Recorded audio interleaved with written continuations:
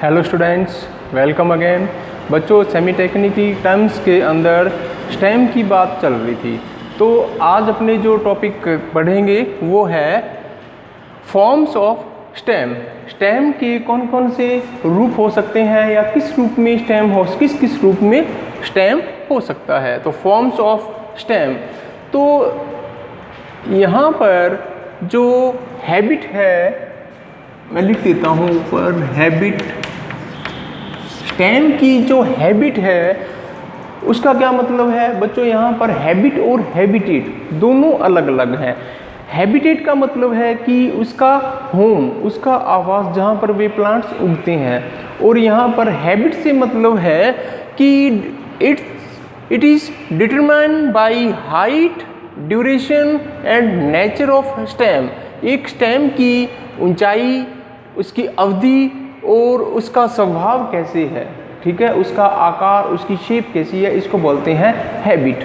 ठीक है, तो यहाँ पर हैबिट के आधार पर जो स्टेम है वो मेनली 3 टाइप के ही हैं, herbs, shrubs and trees. Mainly 3 type के ही हैं, और इन 3 टाइप के अलावा और अदर टाइप्स भी हैं, जैसे क्लाइंबर, जैसे ट्विनर, जैसे लाइनास, जैसे एपीफाइट्स। मेनली इसके 3 ही टाइप हैं। हैबिट के आधार पर स्टेम के केवल 3 ही रूप हैं, हर्ब्स, श्रब्स और ट्रीज।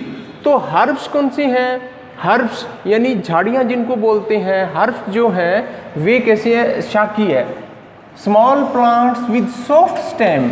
ठीक है, ऐसे प्लांट जो कि छोटे प्लांट हैं और बिल्कुल सॉफ्ट स्टेम, उनका जो तना है बिल्कुल कोमल होता है, सॉफ्ट होता है, और इनकी जो हाइट है, ऊंचाई है, वो 2 मीटर से भी कम होती है। हाइट 2 मीटर से भी कम होती है। इसमें पेरिनियल्स, एनुअल्स और बाइनियल्स सभी प्रकार के प्लांट्स आते हैं, और इसमें आप एग्जाम्पल ले सकते हो वीट, गेहूं का, हैनबेन का और कैना का।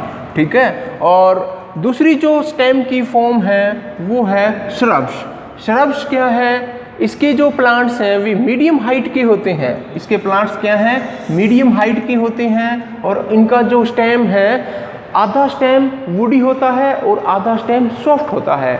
जो नीचे वाला जो पोर्शन है, ग्राउंड सरफेस से नीचे वाला जो पोर्शन है वो तो वुडी स्टेम होता है, वुडी होता है, और बाकी का जो पार्ट है वो सॉफ्ट होता है, और इनमें ट्रंक नहीं पाया जाता। थिक जो ट्रंक है वो इसमें नहीं पाया जाता, और जो ब्रांचेस निकलती हैं बेस से वो एक जैसी ऊंचाई पर होती हैं, एक जैसी हाइट पर होती हैं। ठीक है, और इसमें आप एग्जांपल ले सकते हो कैपेरिस, जैस्मिन। ठीक है, नेक्स्ट जो है ट्रीज। ट्रीज बच्चों, ये जो आपके आसपास जो देखते हो बड़े आकार के जो पेड़ पौधे हैं ये ट्रीज में आते हैं। ट्रीज जैसे नाम से ही क्लियर है, ग्रेट हाइट्स।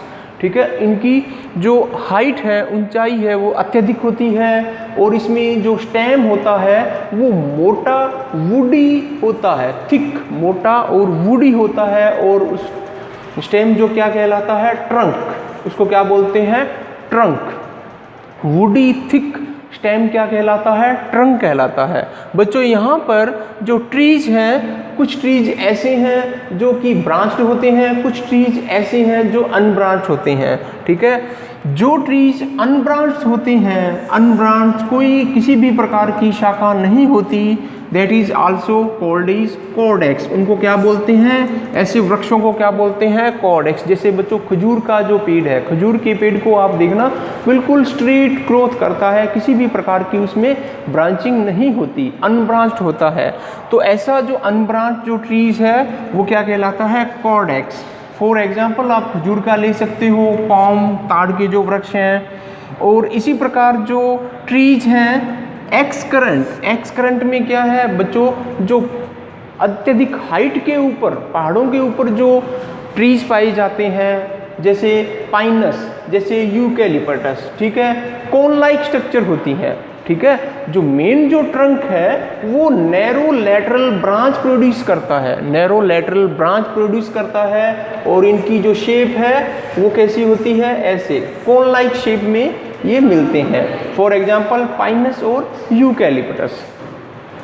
नेक्स्ट जो ट्रीज में है वो है डेलिक्विसेंट। डेलिक्विसेंट। डेलिक्विसेंट में क्या है बच्चों, जो ट्रंक है वो थोड़ी ही दूरी ग्रोथ करने के बाद वो क्या है, डिसएपियर हो जाता है। जो मोटा तना दिखाई देता है डेलिक्विसेंट में, उसकी थोड़ी सी हाइट बढ़ने के बाद वो डिसएपियर हो जाता है और ऊपर एक क्राउन बन जाता है, ब्रांचेस निकल जाती हैं और एक क्राउन जैसी स्ट्रक्चर, डोम शेप जैसी स्ट्रक्चर बनाता है।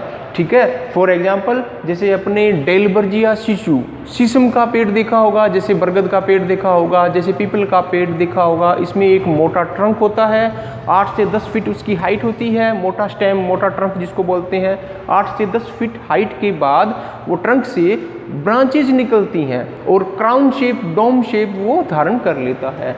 ठीक है, अब ये हर्ब शरब ट्रीज के अलावा जो उसकी कुछ फॉर्म स्टेम की है वो क्लाइंबर के रूप में भी मिलती हैं। क्लाइंबर, ट्विनर्स बच्चों, इनमें क्या है, इनके जो स्टेम होते हैं वो वीक होते हैं और इनको अपवर्ड यानी ऊपर की तरफ वृद्धि के लिए इनको एक्स्ट्रा सपोर्ट की जरूरत होती है और सपोर्ट के चारों तरफ ये क्या करते हैं, उसको पकड़कर ये ऊपर की तरफ ग्रोथ करते हैं। Climbers and ट्विनर्स। क्लाइंबर्स में जैसे ग्रेप वाइन, अंगूर की जो बेल है उसको आप ध्यान से देखना। ठीक है, ट्विनर्स में भी ऐसा होता है, वीक स्टेम होता है और इसको ग्रोथ के लिए इसको एक्स्ट्रा सपोर्ट की आवश्यकता होती है। आइपोमिया, लाइनस, कठोरताएं इसको बोलते हैं।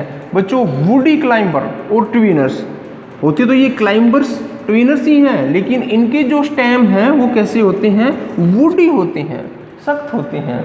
ठीक है, और एपीफाइट्स। एपीफाइट्स, फाइट्स का मतलब होता है प्लांट, एपी का मतलब होता है के ऊपर। ऐसे प्लांट्स जो दूसरे प्लांट्स के ऊपर उगते हैं, एपीफाइट्स, अधिपादप।